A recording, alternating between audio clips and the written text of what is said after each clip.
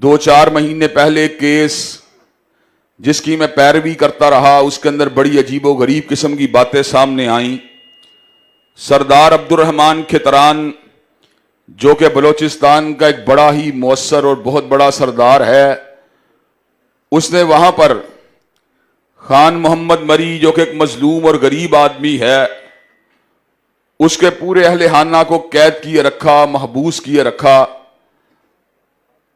ہم نے آواز اٹھائی، سینیٹر مشتاق بھائی نے آواز اٹھائی اور دوستوں نے تعاون کیا۔ بالآخر خان محمد مری کی آواز اس حد تک مؤثر ہوئی کہ عبد الرحمان کھتران کے نجی جیل خانے سے اس کے بچوں کو بازیاب کروایا گیا،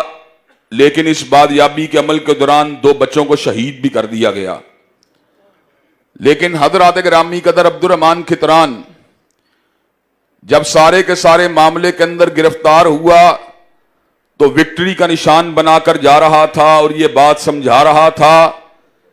کہ بلوچستان کے قوانین میری سرداری کے راستے میں حائل نہیں ہو سکتے۔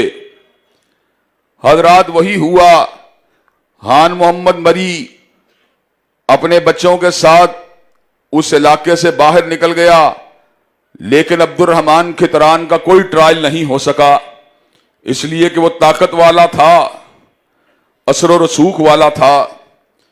حضرات گرامی قدر ہمارے قوانین کا اس ملک کے اندر کئی لوگ اس کی دھجیوں کو اڑاتے رہتے ہیں، کئی لوگ قوانین کے عدم احترام کی تمام منازل کو طے کرتے ہوئے نظر آتے ہیں۔ ان لوگوں میں ایک انتہائی منفی کردار مرزا محمد علی جیلمی کا بھی ہے، جو حضرت امیر معاویہ رضی اللہ تعالیٰ عنہ کے بارے میں ہرزہ سرائی بھی کرتا ہے، حضرت عائشہ کو بدبخت اور ظالم بھی قرار دیتا ہے، حضرت طلحہ بن عبید اللہ اور حضرت زبیر ابن عوام کو باغی بھی کہتا ہے، صحابی ہونے کی کسی فضیلت کو بھی نہیں مانتا، تابعین کو بھی رج کے جھوٹا کہتا ہے، اللہ تبارک و تعالیٰ کے اسم ذات اللہ کو بھی محمل کہتا ہے، حضرت رسول اللہ صلی اللہ علیہ وسلم کی شان اقدس میں گستاخیاں کرتے ہوئے